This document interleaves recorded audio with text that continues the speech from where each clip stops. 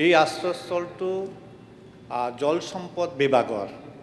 ইয়াতে ৰিপৰ্টত কোৱা হৈছে যে ডিচিৰ পৰা ৰিপৰ্ট আহিছে যেটো জল সম্পদ বিভাগৰ নাই 1985-86ত বহাবয় ফ্লাড হৈছিলে তেতিয়া ফ্লাড ভিকটিম যিবিলাক মানুহ মাথাউৰিৰ ওপৰত আশ্ৰয় লৈছিলে ফ্লাড ভিকটিম মানুহৰ কিবা স্থান নাছিলে কত আশ্ৰয় ল'ব তেতিয়া তৎকালীন যিজন ডেপুটি কমিশনাৰ আছিলে আৰু লোকেল মন্ত্ৰী তেতিয়া কৈছিলে যে এটা পাৰ্মানেন্টলি এটা মানে শিবিৰ কৰিব লাগে আশ্ৰয় তেতিয়া আমজুৰত এটা ওয়াটাৰ ৰিসোৰ্স ডিপাৰ্টমেণ্টে কৰিছিলে মন্ত্ৰী মহোদয় ওয়াটাৰ ৰিসোৰ্স ডিপাৰ্টমেণ্টে কৰিছিলে আৰু এই যে আশ্ৰয় শিবিৰত এতিয়া কোনোবা মানুহে এটা ৰাইস মিল বহাইছে এটা হি নিজে দোকান কৰিছে পুৰা মানে এইটো জবৰদখল কৰি আছে এতিয়া ফ্লাড হলে মানুহ আশ্ৰয় লোৱাৰ জায়গা নাই অধ্যক্ষ মহোদয় কাছাৰত ফ্লাড হলে সবচেয়ে বেছি এফেক্ট সোনাই সমষ্টি হয় কিয়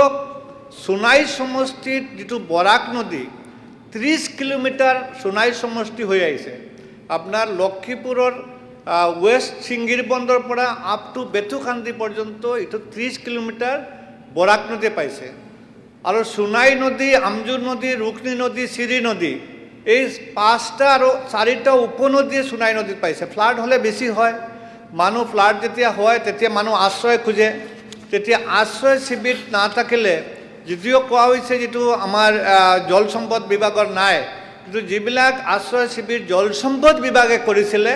হি জল সম্পদ বিভাগে আশ্ৰয় শিবিৰ কৰা এটো মুক্ত কৰিব পাৰিবনি আৰু মুক্ত কৰিলে ভাল হ'ব এটো কিবা ব্যৱস্থা ল'বনি মন্ত্ৰী মহোদয় মিনিষ্টাৰ মাননীয় বিধায়ক আমিনুল হক লস্কৰ ডাঙৰীয়াই যিখিনি কথা লিখি আমাক জনাইছিলে আসলতে বান শিবিৰটো আমাৰ জল সম্পদ বিভাগৰ নাথাকে বানৰ সময়ত কেতিয়াবা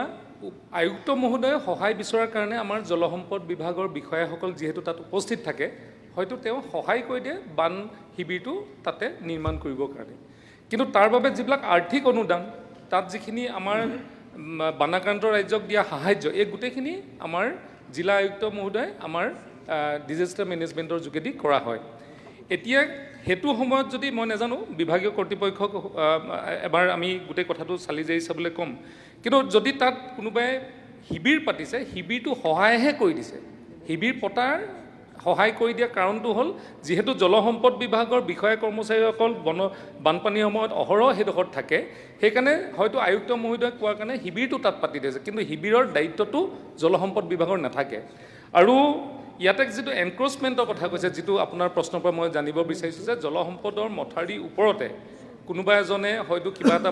ষ্ট্ৰাকচাৰ বনাইছে বুলি কৈছে সেইখিনি আমি আমাৰ জল সম্পদ বিভাগৰ পৰা এখন চিঠি লিখি আয়ুক্ত মহোদয়ে যাতে জল সম্পদৰ মথাউৰিটো মুকলি